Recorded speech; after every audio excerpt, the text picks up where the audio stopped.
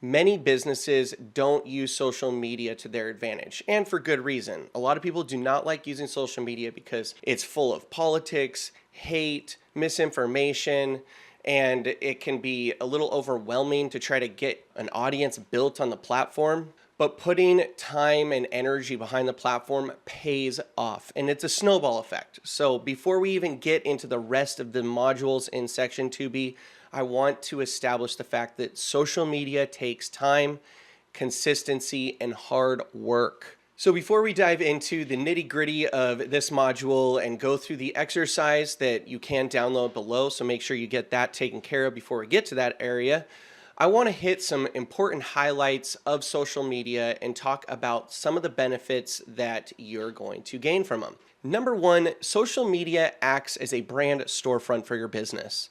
In most cases, people spend all of their time on social media, and it's very likely that they're going to see your business first on social media before they see your website. And so having a solid social media platform and an organic presence, it builds trust, it builds a relationship, and it builds value for your business. And many people will go to your page or look at your content and then follow that through to your website. And the goal is to then, once they get on your website, to then follow into your call to action. And that leads me to the second point. Social media builds organic trust. I mentioned this already, but I want to re-emphasize how important it is. Social media gives you an organic, candid presence. When you create content, whether it be photos, videos, reels, stories, it provides an inside look into the business. And a lot of people consider that an extreme value because you don't really know who you're working with over the internet. You don't know who you're talking to in some cases if you submit, get a quote button, or in any cases, if somebody follows through the process and schedules a discovery call, they may not even know who's going to hop on the call on the other line.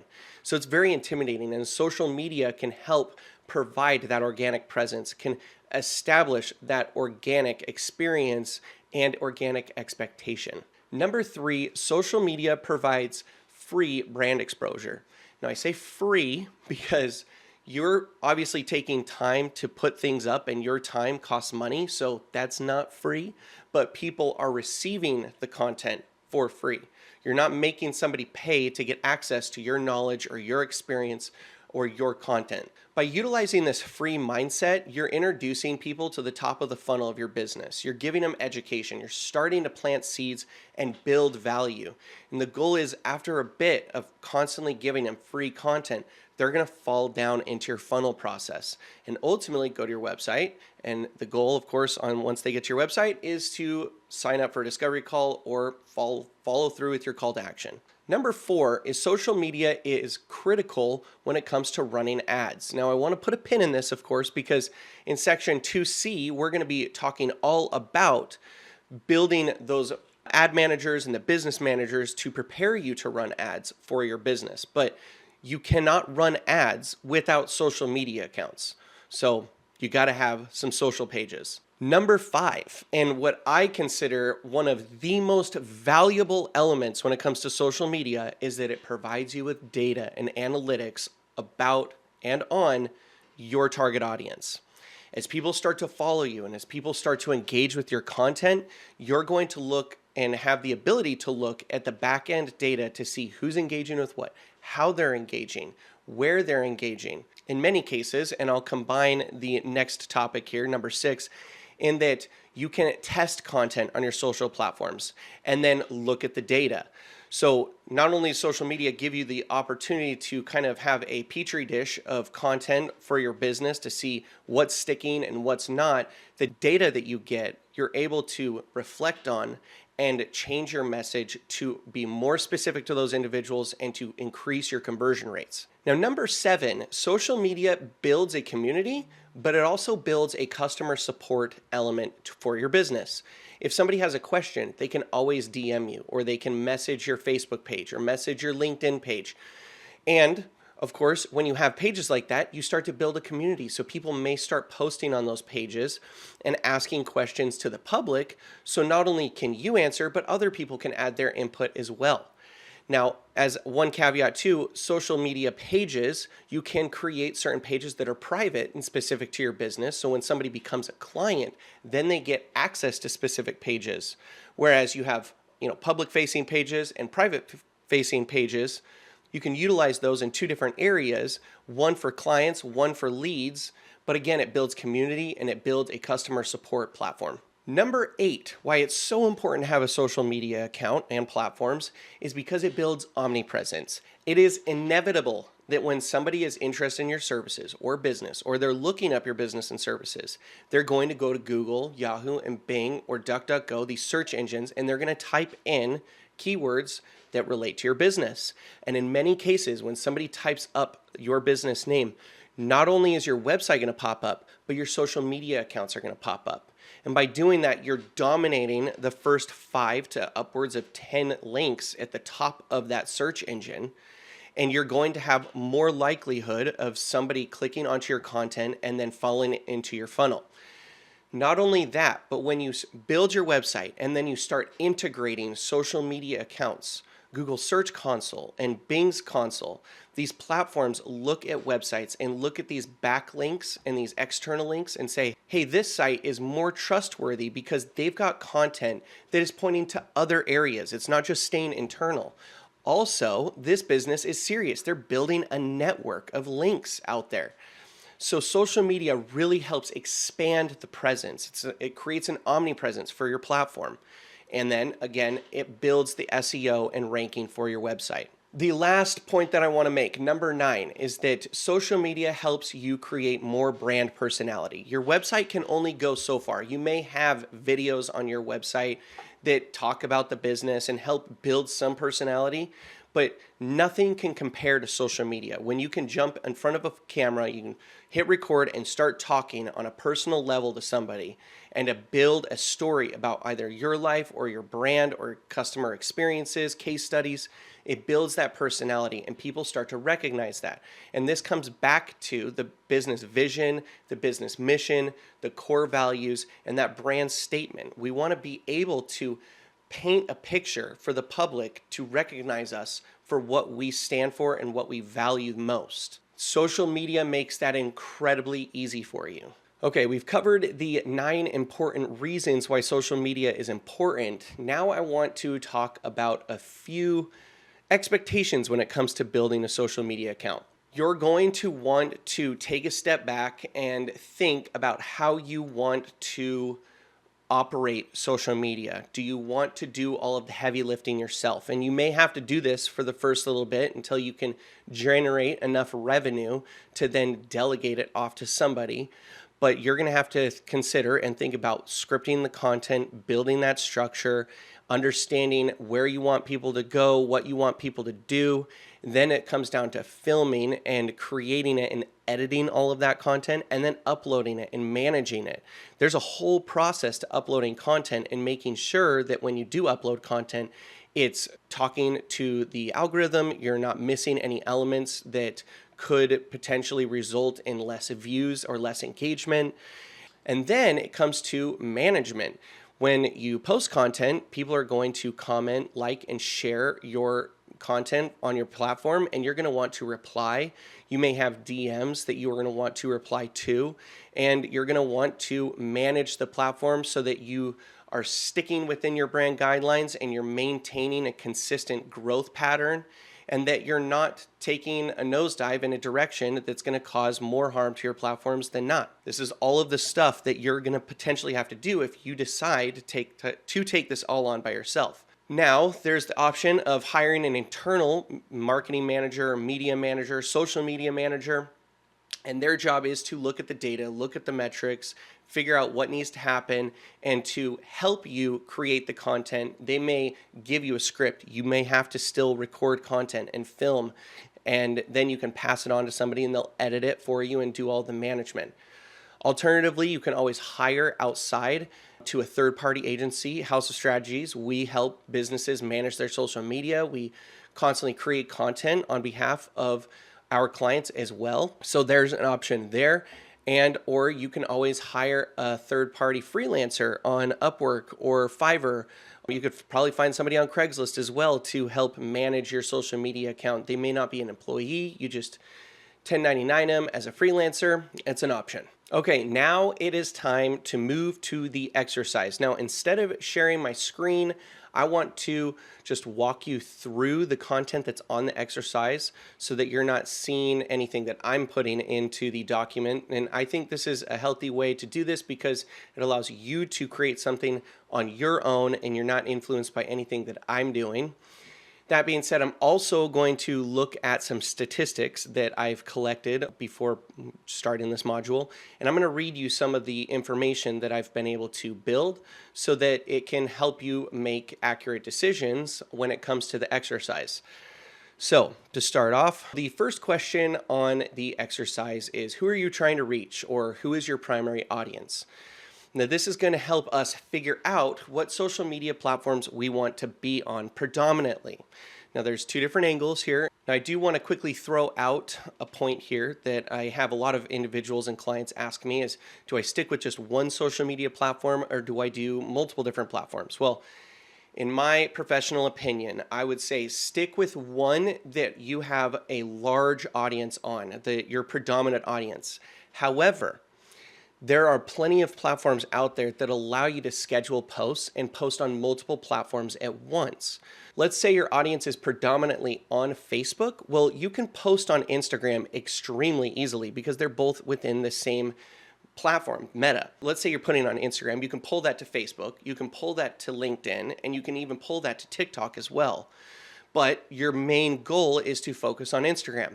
And this is what makes this first exercise on this document so incredibly important, is that we need to figure out where that audience is, because each platform has a different mode, a different way that people engage on that platform. And you're going to hear me say that a lot as we go through the different modules in this section here. The way people engage on Facebook is going to be vastly different than how they engage on Instagram. I mean, for a really quick example, you can't put links in the description of an Instagram post, but you can on Facebook. So on Instagram, you have to guide people to click the link in your bio. Whereas on Facebook, you can just say, click the link below. LinkedIn, you can just hyperlink links into the post itself as well. And TikTok, you can add links, but it's not recommended. It's better to click or to send people to your bio as well. So understanding how to create the content for specific platforms is imperative. And that's why we want to focus on one, and then we can transfer over to the other content and we can chalk it up to, hey, it may not fit this platform perfectly, but we can still broaden our audiences over there. And the time and energy it takes to post something over onto the other side is very little. Okay, so back to the question here. Who is your primary audience? Who do you want to target on social media? I pulled up a bunch of metrics here and I want to just read some content so that you kind of get an idea. Now, again, your brand guidelines, your primary audience may be, hey, this specific type of customer. So back to the question here. I'm going to read some content off of my screen and walk you through where the predominant market is for different social platforms. I think I selected the top 5. I did Facebook, Instagram, TikTok, LinkedIn, and YouTube. So of those 5, I want to talk about the primary audiences on those platforms, and then compare and contrast that with your primary audience on your brand guidelines. And hopefully this will help give you a direction on which content you need to create or which platform you want to put your focus behind. So the first one to talk about here is Facebook. Around 70% of US adults use Facebook, which is really nice. About 78% of 30 to 49-year-olds use Facebook. So if your target audience is between 30 and 49-year-olds, then using Facebook and putting content on Facebook is to your advantage. Only 68% of people 18 to 29 use Facebook, and 59% of 65 plus or seniors in the US, because those are the numbers that I'm pulling, by the way, I wanted to specify that, use Facebook. So a really large audience segmentation and demographic there. But when it comes to the gender distribution, it actually skews female for Facebook. About 76% of women use Facebook, 59% of men use Facebook. The user base slightly outnumbers men, so female is predominant, but you do have a good balance in there. So It's not necessary for you to be specific with your gender content unless that's part of your brand. Facebook, this is behavioral insights here because I wanted to throw that out there. Facebook usage centers on connecting with family, friends, and communities. So the next thing I wanted to mention with Facebook is that Facebook centers all of their content around making friends, connecting with family, and building communities. And this is really important to think about and consider when you want to create a social platform. Is your goal to create a community and connect with individuals? Facebook might be the answer. Whereas, we'll use Instagram as an example where you're creating content to generate engagement. You're not creating content to build a community. Now, there are communities out there, but a page on Facebook is much different than an account on Instagram. So keep that in mind. When it comes to Facebook, businesses actually get very limited visibility. However, when you create content on a business page, the goal is to create content around engagement, which is comments and shares. And that's the key to garnering a broader organic search and results and reaching more people and to playing into the Facebook's algorithm. So in recap, Facebook is a great platform for, I would say, the older individuals, the millennials and up. I do believe I missed this metric, and I apologize for this. It says the single largest segment of Facebook's US audience is young adults between 25 and 34. That's roughly 24% of the user base. So when it comes to Facebook, anyone between ages 25 all the way up to seniors is going to be that target audience. Facebook is great for those individuals, but it also depends on the content that you want to create that will determine if Facebook is still your audience. Moving on to Instagram, the dominant age group of Instagram, approximately half of the US adults use Instagram, but its audience skews much younger than Facebook. So 76% of individuals between 18 and 29 use Instagram versus 36% of individuals between 50 and 64, and only 19% of people of over 65 use Instagram. So it's really popular among the younger generation, Gen Z, millennials. So Instagram is really important for businesses that are trying to target individuals of the younger age, anyone over 50, or you could argue even 40, 45. So Instagram definitely skews towards the younger audience, and if your target audience is in that younger category, Instagram is definitely where you want to be. And if your audience is older, Instagram is not a bad place to be, but it's not going to be a great place for your business and your content. When it comes to gender distribution for Instagram, it is roughly split down the middle. However, it does skew towards the female side again. So that's kind of a trend that we're going to see when it comes to social media content in general. But you can create content for both genders on Instagram without any concern. Now, when it comes to behavioral insights, Instagram is a highly visual platform. It's driven by photos, short videos, and stories, and memes. Users tend to follow the influencers and brands for lifestyle inspiration, not community or education.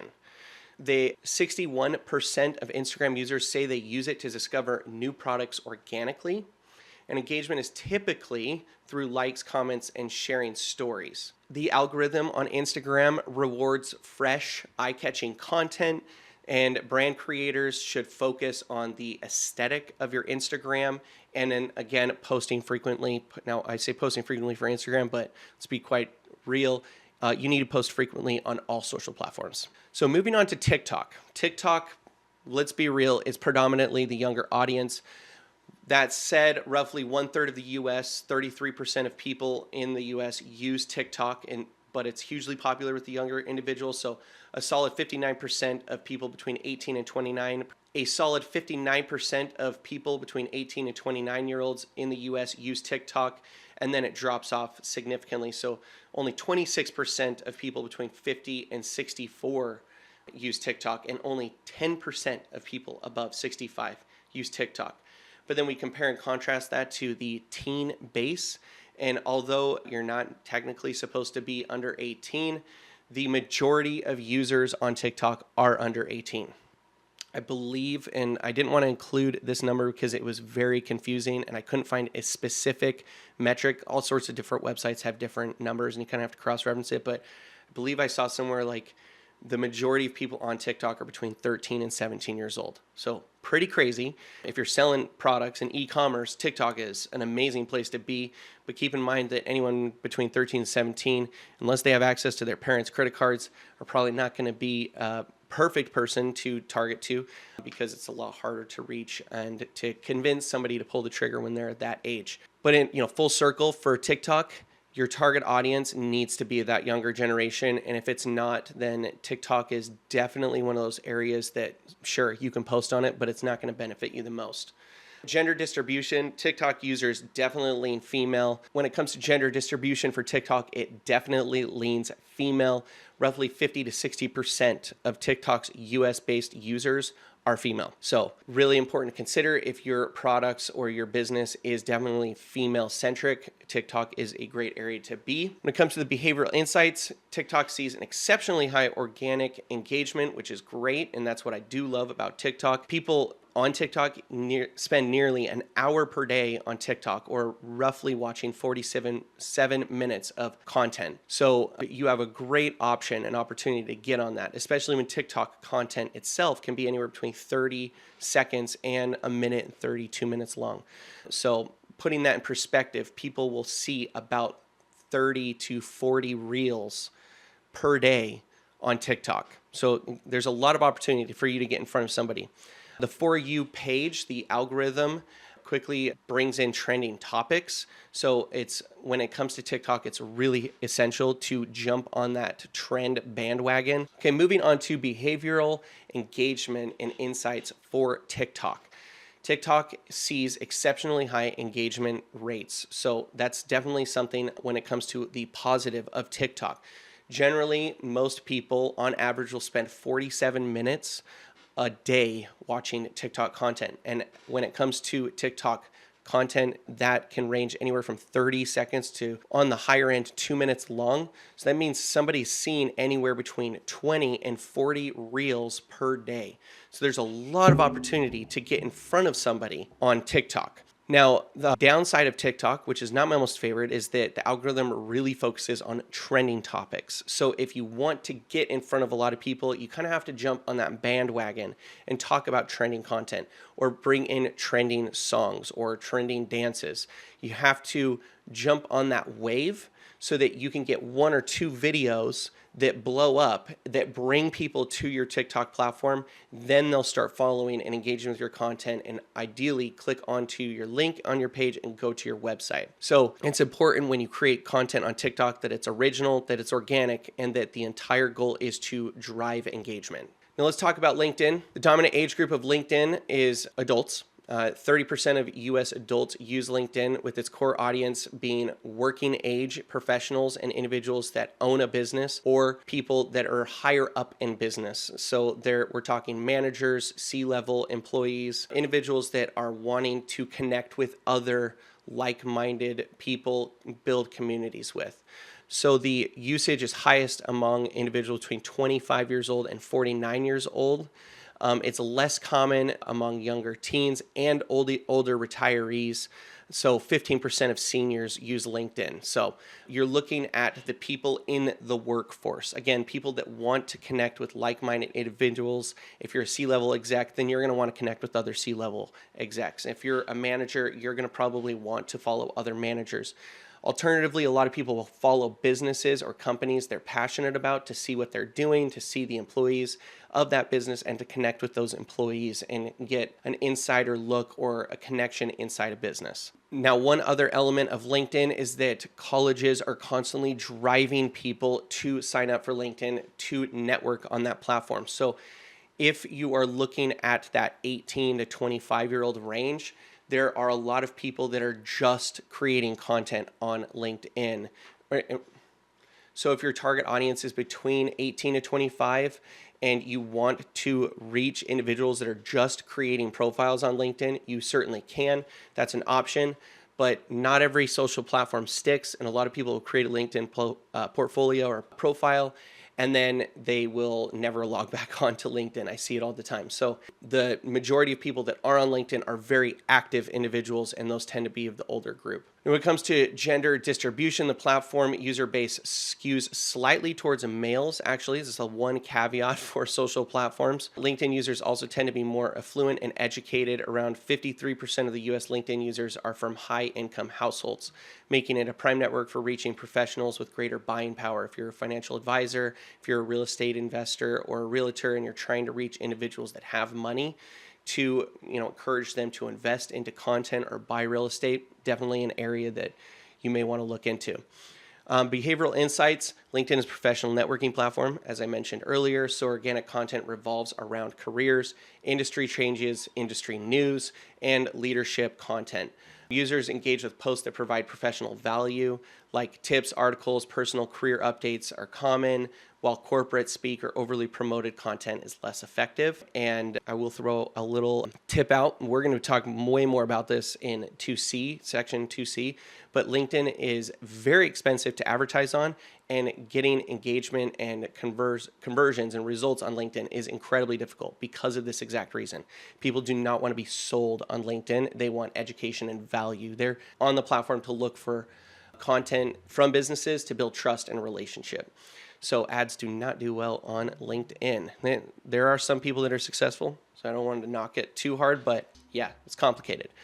LinkedIn's feed can amplify content beyond one's direct connections, which is great. If somebody likes something, like let's say I post an educational article and a friend of mine likes it, well, it will show on his friend's feed that he liked that article. So it's a really great non-sharing method, for lack of better words.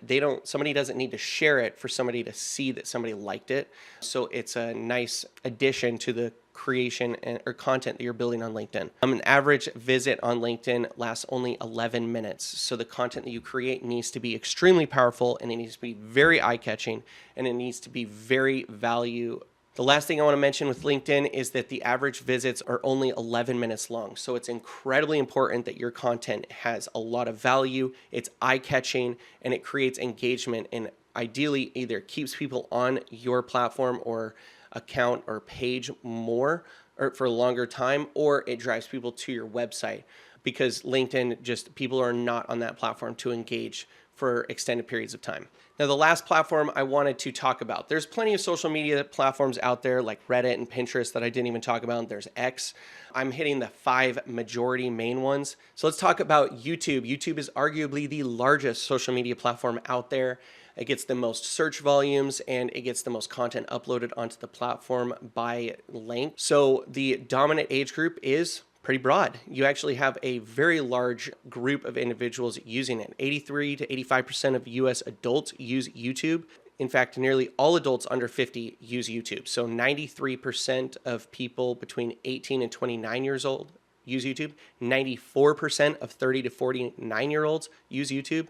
And older Americans between 50 and 64, 86% of people use YouTube between 50 and 64.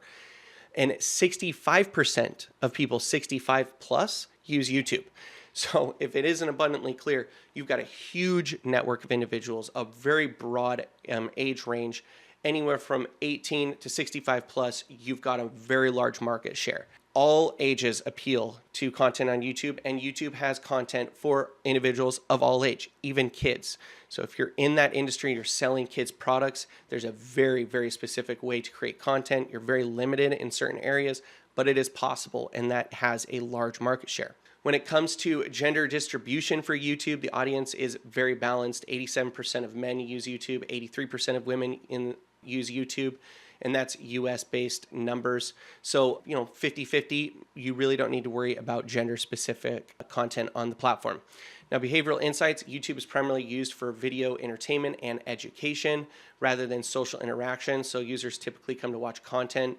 When we're talking like how-tos, vlog, they'll listen to music on YouTube in a lot of cases. So people are coming to either, numb their mind, or they're really interested in learning about something that they're actively doing in that moment. Engagement is measured in views, likes, and shares, and the average time somebody spends on YouTube is between 48 and 49 minutes long on YouTube. That's the daily average. Now, this is where things can get semi-interesting. Back in 2010, when YouTube was around, content on YouTube was very short, 1 to 2 minutes, maybe 5 minutes long max. At this point, the algorithm actually benefits individuals creating long form content, anywhere between 15 to 35 minutes long, sometimes up to 45 minutes long. So when somebody spends 48 to 49 minutes on YouTube, they could only be watching one video, which is going to be frustrating. So the goal here is to create thumbnails that pop. It's to create content that's engaging, and that comes with incredible value. We're going to talk more about this when we come to the YouTube section and module of this section. We're going to talk a lot more about YouTube in the YouTube module coming up.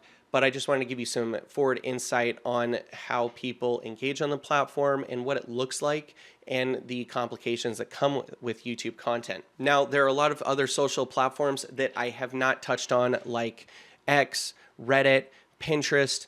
Feel free to go to Google, look up those demographics. They certainly have a large user database involved in those platforms. I wanted to just touch on the top 5 and really kind of breeze through this section. So moving back to this exercise, or at least referring back to it, because I hope you've been writing content in that prompt at the top here, but the goal here is to look at your primary age, your primary audience, and to question yourself and say, hey, what is this group going to be most interested in? Are they interested in education content? Are they interested in community-based content? If your business is doing business-to-business services, are they going to be likely more engaged on LinkedIn? Or if it's a younger audience, do I need to create content that aligns with that group on TikTok and Instagram? We want to nail down these ideas and these metrics so that we can decide in this next prompt here what platforms to focus on. So moving one section down on that exercise, we have choose the right platforms. So of course, the top section, as you were writing it down, you may have already answered this, but this exercise here is to rate it 1 through 10, 1 being the lowest, 10 being the highest, how likely your audience is going to be on that platform. So Facebook, older audience, 10. Or you could say 8 or 9. Instagram, rate that. LinkedIn, TikTok, X, YouTube, Pinterest, Reddit. If you have any other platforms, I know Alignable is a business-oriented platform right now that's blowing up. You can add that and, of course, number it. Once you've got all of these social platforms numbered, I would look at it from a high level and make a educated guess. When you've got all of these numbered, I would kind of take a step back, look at it from a high level, and make the decision. If the number is higher than 6 or 7, you may likely want to incorporate that social platform into your business. If it's higher than 5, you can make that decision and start building content for that platform. Alternatively, select your top one. If you've got a 10 and only one 10, make that your primary, and then anything between 7 and 9 can be your secondary platforms that you're going to cross post on. Anything lower than that, you're going to hold off on. And I'm not saying not to post on it, but build your platform, build your audiences on those platforms between 7 and 10. And then over time, once you have an audience built, you can start dropping hints like, hey, I just created an account over on Reddit. For all of you guys who have a Reddit account, go follow me and try to bring that audience over there. And you can then start expanding your networks that you're on. Coming down to the next exercise here, this is more of circle what interests you, but we've got content types. So what types of content are you most interested in creating? You've got the educational side of things. You've got the story side of things. If you're wanting to just create promotional content and that's the entire goal, you can certainly circle that. You may want to question that intention and figure out what platform is going to be best for promotional content. If you're looking for engagement and you want to build more of that community content, that's something to consider. There's interview style individuals. There's podcast platforms out there. Those are social media platforms that I didn't even touch on, but interview style content. YouTube is also another interview style heavy platform, but that's stuff that you can look at. And then there's clickbait stuff, news education that may be skewed a little bit to drive people to your website or drive people to your post. You maybe a little bit of fear mongering, focusing on pain points. Some of that clickbaity content can really provide great results, also could reflect negatively on some individuals. So it's always something to keep in mind, but circle the type of content you're interested in.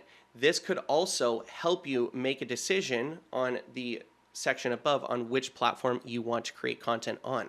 The next section is what type of content do you feel comfortable making? So there's difference of what you're interested in creating versus what you're comfortable in creating. If you're interested in doing interview style, love it.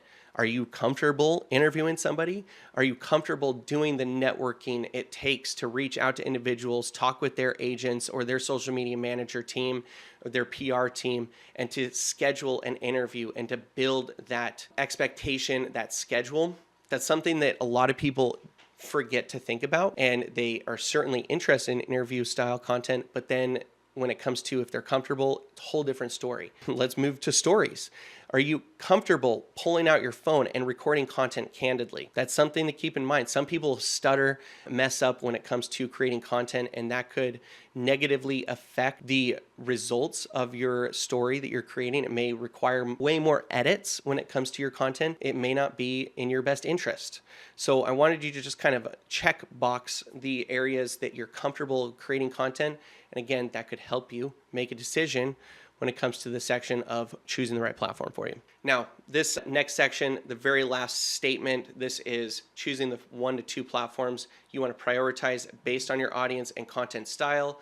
So look, using all of the information that you've created on this page so far, going through this exercise, what 2 platforms make the most sense to you?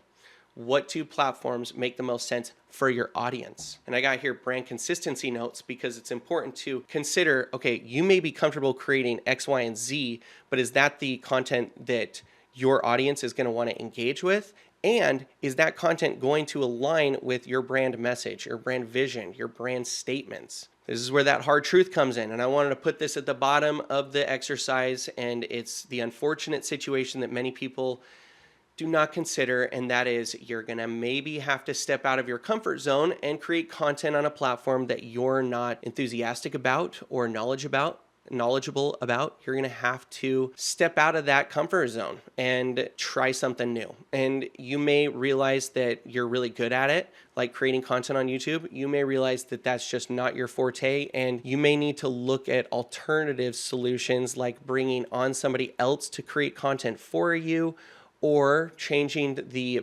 platform, social media platform, chalk it up to a loss of not being on the platform where your target audience is, and do what you can when it comes to creating content on other platforms. A lot of business owners do not like jumping in front of the camera and being the face of the business. So that's definitely something to keep in mind, that people are going to start to recognize you. And if you blow up, then you're going to become an influencer or somebody with high influence. And that's just not everyone's cup of tea. If that's something that you're concerned about, consider hiring outside sources that you can create content with or give scripts to, and somebody will create that content on behalf of you. Alternatively, I know a lot of businesses that will use their employees to create content. The employee loves to jump in front of the camera and talk about something that they did inside the business. Or you can always fall back on creating image content without your face, but just keep in mind that that's not always going to be the best engaging content. So I hope this exercise really gave you a good idea and look into where you want to put your energy and focus. Again,